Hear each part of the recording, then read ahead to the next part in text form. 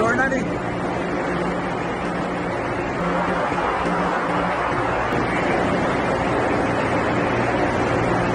بسم اللہ الرحمن الرحیم. دین سپیچز کے معزز ناظرین، السلام علیکم.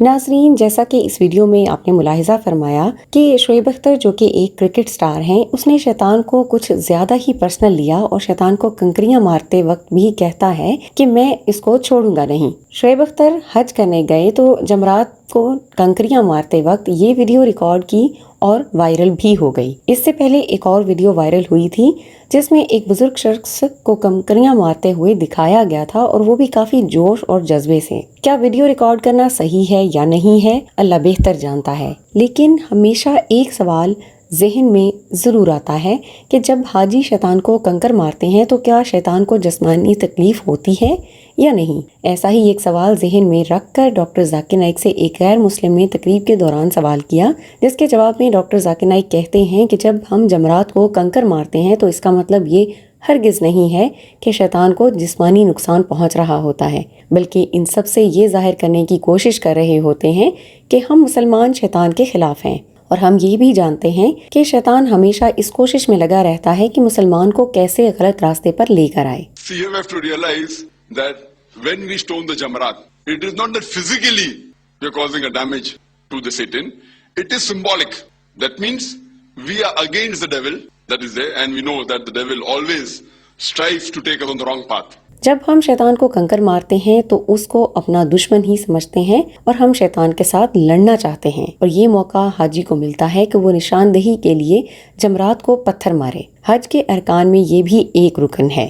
So when we are stoning the Jamarat, we are actually symbolically agreeing that we are against the devil and we want to fight against him because he is an avowed enemy to us. سوال کرتے ہوئے یہ بھی پوچھا گیا کہ کیوں جمرات کو پتھر مارا جاتا ہے، اس سے تو انسانوں کو بھی پتھر لگ سکتے ہیں اور وہ بھی مر سکتے ہیں. ڈاکٹر ذاکر نائک نے کہا سعودی حکومت نے ایسی سہولیات مہیا کی ہیں کہ اس بات کی تصدیق ہو کہ انسان کو جان کا کم سے کم خطرہ ہو. ڈاکٹر ذاکر نائک نے یہ بھی کہا کہ پہلے زمانے میں بہت لوگ حج کرنے جاتے تھے، تب انسانوں کی اموات زیادہ ہوتی تھیں، لیکن آج دیکھا جائے تو یہ شرح کافی کم ہے. یہی وجہ ہے کہ حکومت سہولیات دیتی ہے، ذمہ دار لوگوں کی نگرانی میں یہ سب ہوتا ہے.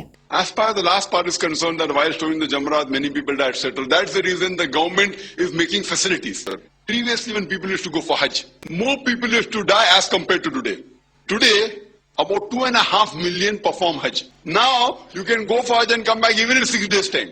پہلے زمانے میں جب لوگ کم ہوتے تھے لیکن اس کی نیت یہ ہوتی تھی کہ ہم تو حج پہ جا رہے ہیں تو کیا واپس آئیں گے یا نہیں، اس کا پتہ نہیں ہوتا تھا، کیونکہ تقریباً 20% لوگ مر جاتے تھے. آج کے دور میں لاکھوں کی تعداد میں حاجی حج کو جاتے ہیں اور کچھ ہی دنوں میں واپس بھی آ جاتے ہیں، لیکن مرے ہوئے لوگوں کی تعداد انتہائی کم ہوتی ہے یا نہ ہونے کے برابر ہوتی ہے. But now if we analyze the 2.5 million people going and the total number of people dying for whatever reason, it is 0.001%. It will be less than 0.01%. So compared to before, now the facilities are much better.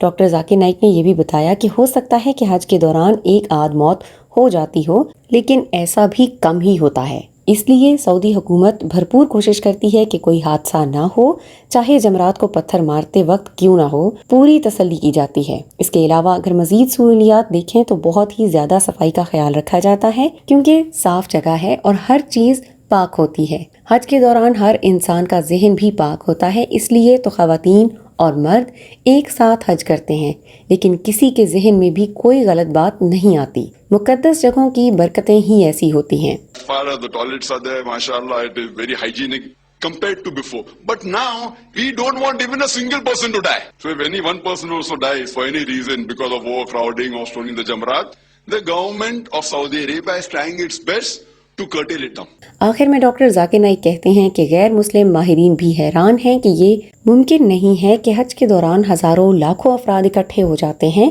اور ان میں سینکڑوں اور ہزاروں کی تعداد میں اموات نہیں ہوتی، اس طرح جمرات کو پتھر مارتے وقت بھی. اس کے ساتھ ساتھ ڈاکٹر ذاکر نائک نے ایک اور خوبصورت بات کہی کہ ہم دیکھتے ہیں کہ تمام حاجی صرف 2 پیس پہنے ہوئے ہوتے ہیں اور یہ لوگ دنیا کے کونے کونے سے آئے ہوتے ہیں، تو اس وقت صحیح بھائی چارے کا احساس ہوتا ہے. ہمارے سامنے جو بندہ کھڑا ہوتا ہے ہمیں پتہ ہی نہیں ہوتا کہ یہ کون سی ذات کا ہے اور کہاں سے ہے، غریب ہے یا امیر. سب ایک جیسے نظر آتے ہیں اور ایک ہی خالق کو راضی کرنے آئے ہوتے ہیں. And when people go for Hajj, there they see millions of people gathered together.